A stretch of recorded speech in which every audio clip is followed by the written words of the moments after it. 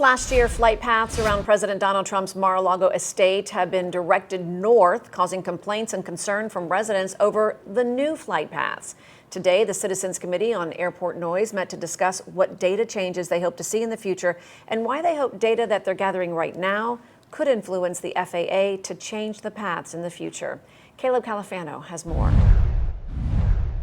The committee discussed a number of things today, including the installation of noise monitors across the county to the situation involving the TFR when the president is out of town for the summer. Committee member Lou Crampton says today they voted to expand the number of noise monitors across the county, circling the airport. What we voted on was a screen of monitors to surround the airport, roughly 8 now. The issue stems back to October of last year, after new TFR flight paths went into effect over the president's Mar-a-Lago resort on Palm Beach, impacting far more homes than before. Originally, only about 5,000 households were affected, but in October 25, when the new flight paths were announced, 25,000 households were affected. In January, the committee approved the first 5 noise monitors to collect sound data on the impact, with the goal of documenting the levels and eventually presenting the data to federal officials. But Crampton says the data has not yet been gathered to the point that the committee can evaluate.